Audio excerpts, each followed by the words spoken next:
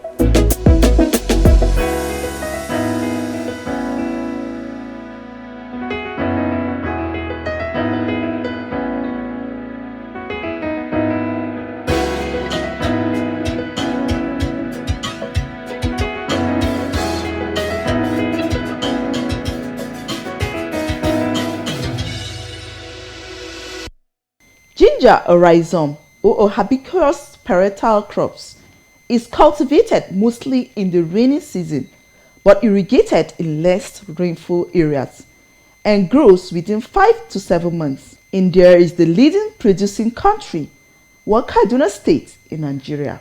Chicken dung is said to be the best organic manure, which gives it a more spicy taste among other fertilizers. It grows from small yellowish speckled with purple speckled leaves, and the green leaves turn yellow when it is matured. The application of adequate fertilizer is needed so as to add to the nutrients. Hence, the best soil for the planting of ginger is the sandy loamy or clay loamy, and nutrient needs to be seriously added to enhance the growth and productivity. The careful preservation of rhizome from pests and diseases, which could be treated with chemicals, and proper weeding to at least twice or thrice is needed in the production of ginger.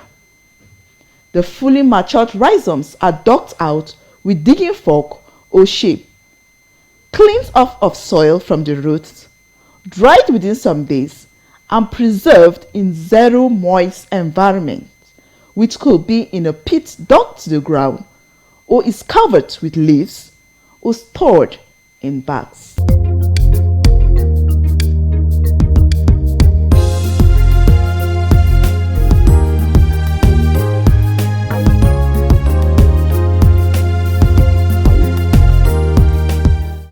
Let's have an overview of what ginger is. Okay, ginger is a rhizome, and it belongs to the family Zingiberaceae, and incidentally that family has more than 150 species. So most times, because of that, so many people, what they may be calling ginger may actually not be ginger, you know, because some people will go and get this robust thing that looks like ginger but it's not pungent. And so, but we are looking at the one that we call the Zingibe Rusk, ROSC. That is a real ginger. And in ginger, currently we have 2 varieties of ginger. Before now, we used to call the UG1, which is the yellow ginger, and the UGT2, which is the black ginger. But recently, last year, the institute succeeded in registering ginger as a crop, and we now codenamed those varieties as Homogene 1 and Homogene 2. So now that has been done, ginger is ready to go. We want to begin a seed system for ginger, and of course we also look at the process of certification. That's what we are doing now. Yeah, but let me begin with the planting of ginger. It is a rhizome, like I said, so it tolerates soils that are sandy loam, and then any soil that has loam, could be clay loam. The indication is that ginger is nutrient demanding. It exhausts soil so much, and it is also a crop that it is ideally a perennial crop, but we plant it as an annual crop. The implication is that if you plant ginger and you did not harvest ginger, it will remain in the soil and regrow and continue. Okay, but for productivity and efficiency, we always want that ginger be planted in a season and harvested, okay, and then used for a lot of purposes. Actually, ginger is a spice crop. It is mainly, it's not a food crop. That is where it is different and distinct from other crops. It is also a cash crop, which means ginger can attract a lot of money. Even it might surprise you to know that ginger can give you more money than cassava or yam, because one, it sells high in the international market depending on the quality. And presently, Nigeria ginger is about one of the best in the world because it has high pungency. It's only the Jamaican ginger that can actually compete with Nigerian ginger. But there is an issue there, because we may not have done what we were supposed to do. So most times you will see Nigerian ginger outside Nigeria being labeled Indian ginger, being labeled Taiwan ginger and all that, but it's Nigerian ginger. So what they do is they come here, buy off the ginger from the southern Kaduna area, take it out and relabel it.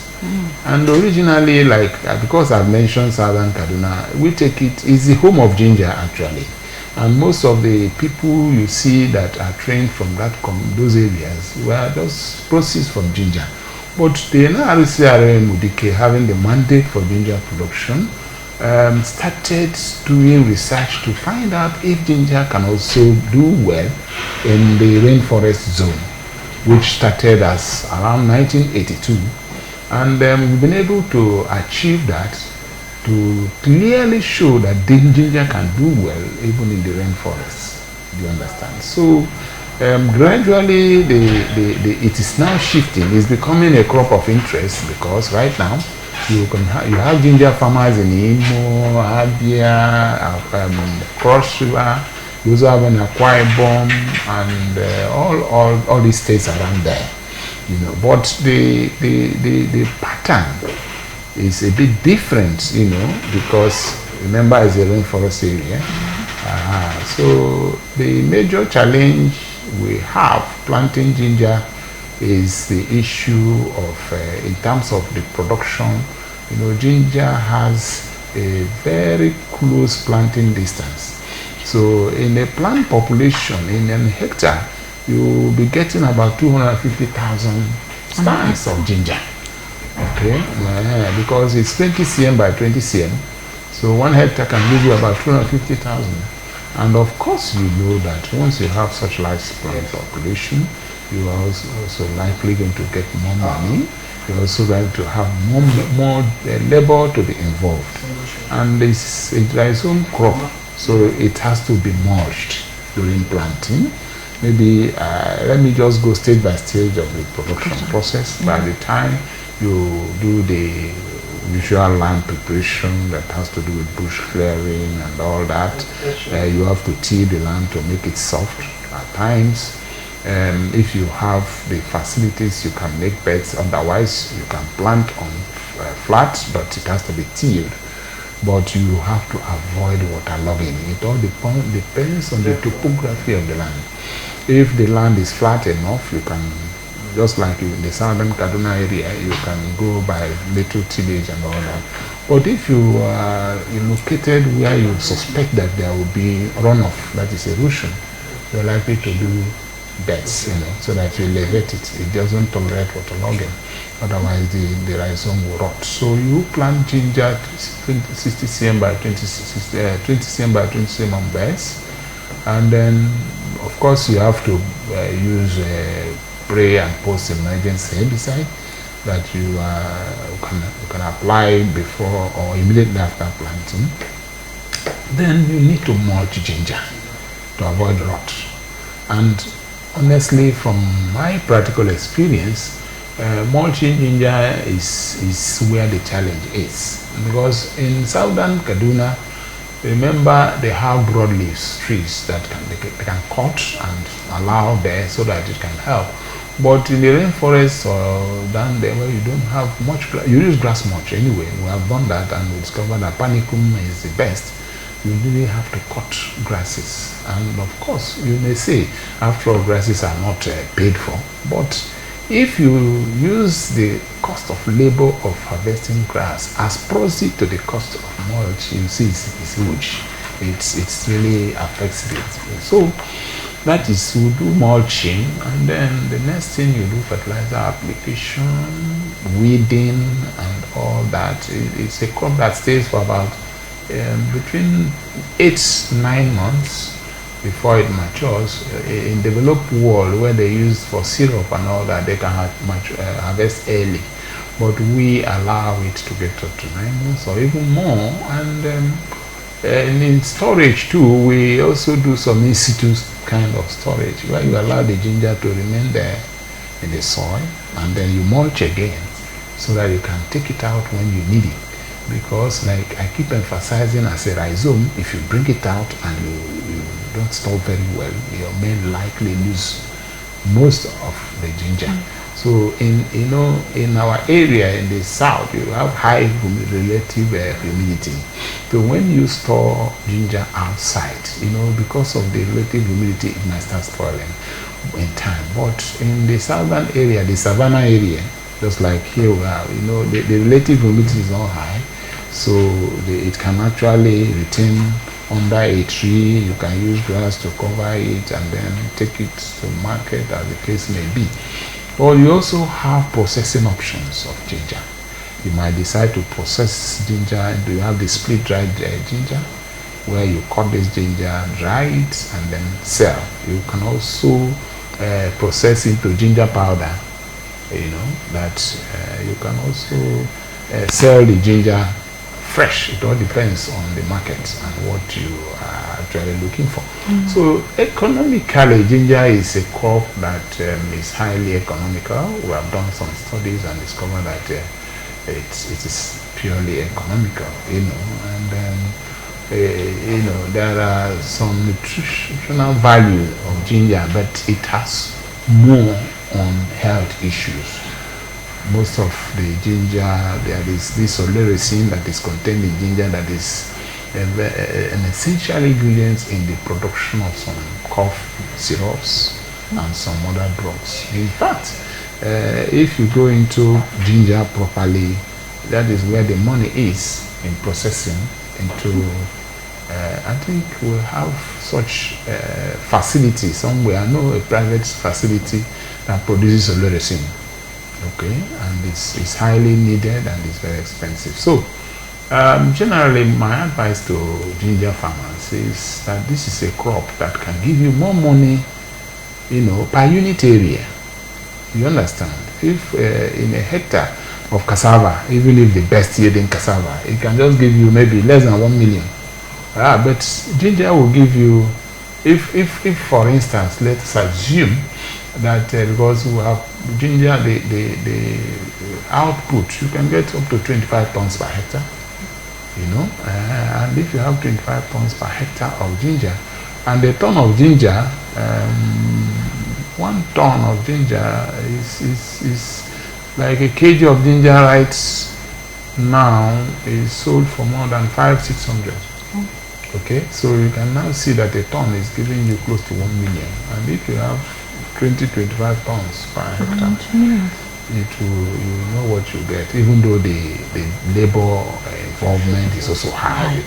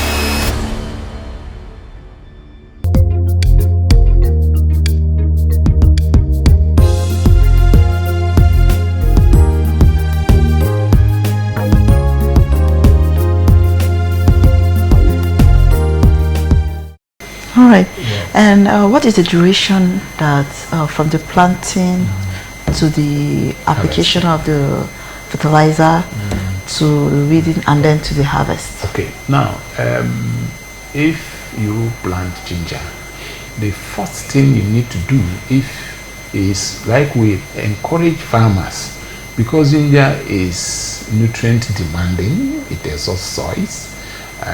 You have to incorporate organic manure into the soil, for some time before planting, possibly for maybe one, or in fact, most times we have carried studies where you apply organic manure and then plant ginger the following year so that it have a good nutrient base. So after that planting, the next thing you do is you mulch immediately after planting.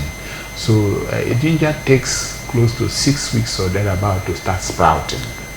Okay, so by the time it sprouts and moves within 3 months or thereabout to 4, that is about 12 weeks after planting, you should apply the first dose of fertilizer. You apply fertilizer 600 kg per hectare. Okay, and we advise farmers to use NPK 15-15-15. Then you may need to rogue before weeding. Like I said, why I'm using the word roguing, if you look at this planting distance, 20 cm by 20 cm, and you may not go into the ginger farm to weed. What you do is roguing, because the crops, the ginger plants are so close. When they cover, they will not allow weeds to come up. So you rogue and remove those elements that are not needed there. All you need to weed is just by the sides, possibly the furrows. You weed the furrows and make your farm neat. Okay. Then after that application, you may need to apply urea. It depends. On the nutrients of the soil. Amendment depends on the soil. Okay. Do you understand? Yes. You need to apply urea, assuming your soil has that nitrogen deficiency. Okay, so you may need to apply that. But after that, and the ginger plant will take off and then start,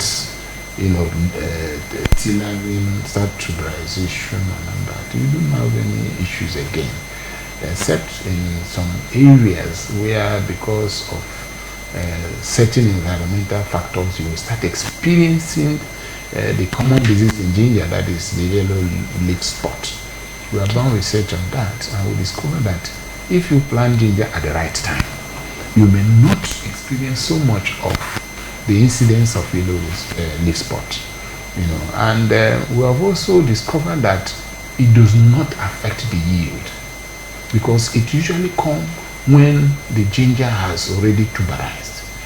And then it is now setting. You may see the ginger drying. It is not that the disease is, it's just a natural thing, because after some maybe 7 months, when it's fully matured, it will now start drying. It will now stay in the soil to be much stronger. It has no further good on it. Yes.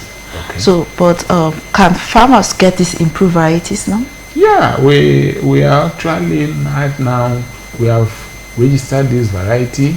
We have cleaned we have cleaned the ginger, but we are also using what we call the SAH technology in multiplication of ginger. That is the semi-autotrophic hydroponics now. That technology has the ability to produce multiple seeds within a space of maybe 1 month or so. Because if you look at the period of planting ginger to harvesting, 7, 8, 9 months, right? If you depend on that, you may not multiply the seed so quickly. So the use of SAH now is like getting multiple ginger seeds from a set within a space of 1 month. So what that will achieve is to make the rhizome readily available at any point in time. You understand? And in all your outstations, farmers can locate them and they can get an affordable price too. Yes, of course. We have an outstation that is designated to ginger. It's located in Kajuru, in southern Kaduna. We call that station the Maru Outstation, but actually the office is in Kajuru.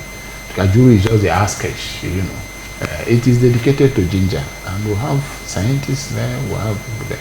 In our station here too at Nyanya, you can get ginger. We have about 6 outstations within the country, So any of those outstations can actually, yes, they'll always link up with the institute, As an institute, do you have any collaboration with any partner, in terms of seeing how you're going to make ginger well known, as in produce it in large quantities, and then, we talked about the economic value.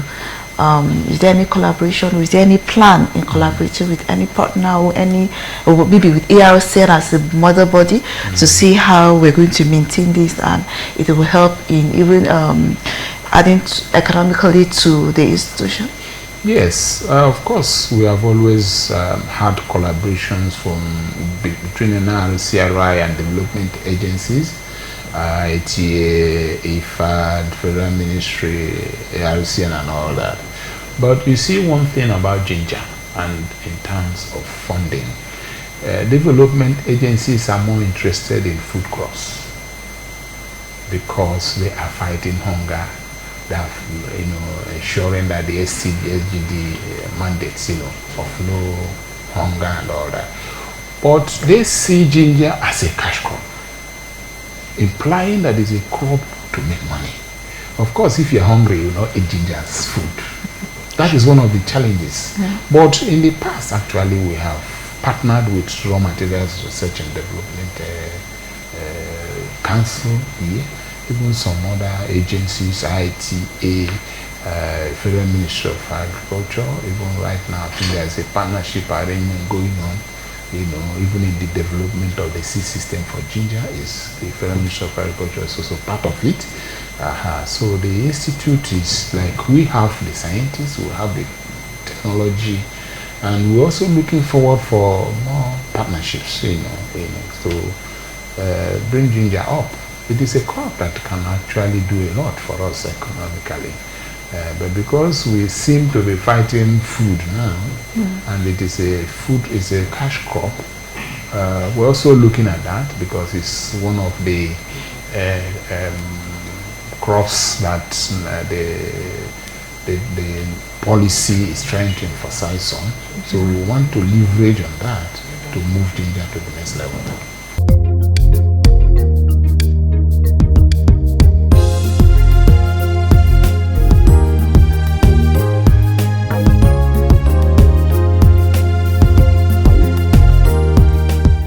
This has been our special episode on ginger. Thank you for watching. I remain Hilda Hamsem Francois. Take care.